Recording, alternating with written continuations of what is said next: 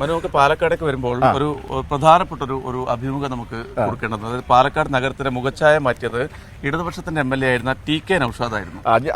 അതിന്റെ ഒരു വലിയ രസകരമായ ഒരു ചരിത്രമുണ്ട്. ഇപ്പോൾ നമ്മൾ ഈ പാലക്കാട് വരുമ്പോൾ കാണുന്നത് എന്താണ്? സത്യത്തിൽ നിങ്ങൾ ഏത് രാഷ്ട്രീയത്തിൽ വിശ്വസിക്കുന്ന ആൾക്കാരാണെങ്കിലും പാലക്കാട് വരുമ്പോൾ യഥാർത്ഥത്തിൽ എന്താണ് ഇവിടെ മാത്രം ഇങ്ങനെ എന്ന് ചിന്തിക്കാതെ കടന്നു പോകില്ല. ഞങ്ങൾ തന്നെ എത്രയോ വാർത്തകൾ നിങ്ങളിലേക്ക് നൽകിയിട്ടുണ്ട്. വികസനമില്ലായ്മയുടെ വലിയൊരു പ്രശ്നം ഇവിടെ നേരിടുന്നുണ്ട് എന്നതൊരു 150% വസ്തുതയാണ്. കാരണം റോഡുകളില്ല, നല്ല റോഡുകളില്ല. ഒരു MLAക്ക് ചെയ്യാൻ പറ്റാവുന്ന ഒരു കാര്യങ്ങളും വൃത്തിക്ക് ചെയ്തിട്ടില്ല എന്ന് ഇവിടെ എല്ലാ മനുഷ്യരും നമ്മളോട് കൃത്യമായി പറഞ്ഞു വെക്കുന്നുണ്ട്, ഇല്ലേ? അപ്പോൾ പിന്നെ ഇവിടുത്തെ പ്രശ്നം വെച്ചാൽ ഇപ്പോൾ നൗഷാദിന്റെ കാര്യം പറഞ്ഞു. നൗഷാദ് MLA ആയപ്പോൾ തുടങ്ങി വച്ചിരിക്കുന്ന കാര്യങ്ങൾ പലതും ഇപ്പോഴും അതേ രീതിയിൽ നിൽക്കുന്നു എന്നതാണ് ഈ നഗരത്തിന്റെ ഈ മണ്ഡലത്തിന്റെ ഒരു പിന്നോക്കാവസ്ഥ എന്ന് പറയുന്നത്. ശരിയല്ലേ? ഇതിലേക്ക് നടന്നു കണ്ടതല്ലേ കുട്ടനെ? പിന്നെ അതിപ്പോ നമ്മൾ കഴിഞ്ഞ ദിവസം മന്ത്രി മുഹമ്മദ് റിയാസ് വന്നപ്പോൾ നമുക്ക് സീ പ്ലെയിൻ ഉദ്ഘാടനം കഴിഞ്ഞിട്ടാണ് പാലക്കാടേക്ക് എത്തിയത്. അപ്പൊ അന്ന് ഞങ്ങൾ ചോദിച്ചൊരു ചോദ്യം എന്താ വെച്ചാൽ, കേരളം മുഴുവൻ വലിയ വികസനത്തിലേക്ക് പോകുമ്പോൾ പാലക്കാട് അതിന്റെ ഒരു പ്രതിഫലനം കിട്ടുന്നില്ല എന്നതാണ്. അതിനകത്തൊരു പ്രധാനപ്പെട്ട കാര്യം, സർക്കാർ എന്തിനും തയ്യാറാണ്, പക്ഷെ MLA ആണല്ലോ ഇതൊക്കെ ഇവിടെയൊക്കെ കൊണ്ടുവരേണ്ടത്, അതിൽ ഇടപെടൽ നടത്തണം, അതിന്റെ ഒരു ഏർപ്പാടുകൾ ചെയ്യണം. പക്ഷെ അതൊന്നും ചെയ്യാതെ തികഞ്ഞ സങ്കുചിതമായ രാഷ്ട്രീയ മനോഭാവം പുലർത്തുമെന്നാണ് മന്ത്രി മുഹമ്മദ് റിയാസ് ഉൾപ്പെടെ പറഞ്ഞിരിക്കുന്നത്. പക്ഷേ ഏതായാലും നമുക്ക് TK നൗഷാദ് അന്നത്തെയും ഇന്നത്തെയും സാഹചര്യങ്ങൾ വിലയിരുത്തിക്കൊണ്ട് നമ്മുടെ സച്ചിനോട് സംസാരിക്കുന്നുണ്ട്. അതൊന്ന് കാണാം. നമുക്കൊപ്പം ഇപ്പോഴുള്ളത് പാലക്കാട്ടെ മുൻ MLAയും CPIM പാലക്കാട് ജില്ലാ കമ്മിറ്റി അംഗവുമായ TK നൗഷാദാണ്. TK നൗഷാദ്, താങ്കൾ ഇവിടെ നിരവധി വികസന പ്രവർത്തനങ്ങൾ കൊണ്ടുവന്നിരുന്നു. അതൊക്കെ ഇപ്പോൾ ഷാഫി പറമ്പിൽ അദ്ദേഹത്തിൻ്റെ വികസന പ്രവർത്തനങ്ങളായിട്ടാണ് ഇപ്പോൾ പ്രചരിപ്പിച്ചുകൊണ്ടിരിക്കുന്നത്. അത് പാലക്കാട്ടുകാർക്ക് എല്ലാവർക്കും അറിയാം.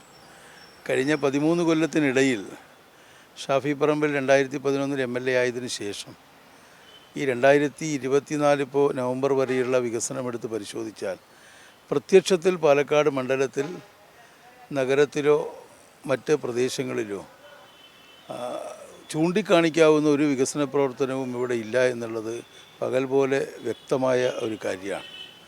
ഇപ്പോൾ പാലക്കാട് യഥാർത്ഥത്തിൽ ഇപ്പോൾ ഈ ഉപതെരഞ്ഞെടുപ്പിൽ 96-ന് സമാനമായ ഒരു സ്ഥിതിവിശേഷമാണുള്ളത്.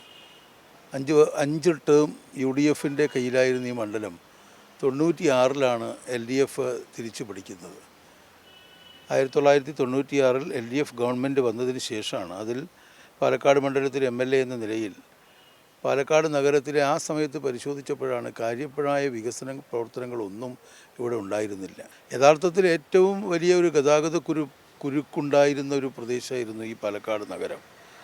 അപ്പോൾ അന്ന് പാലക്കാട് കോയമ്പത്തൂരിൽ നിന്നും കോഴിക്കോട്ടേക്ക് പോകുന്ന വാഹനങ്ങളെല്ലാം നഗരത്തിൽ വന്ന് സുൽത്താൻപേട്ട വഴി പോകേണ്ട ഒരു സ്ഥിതിയായിരുന്നു.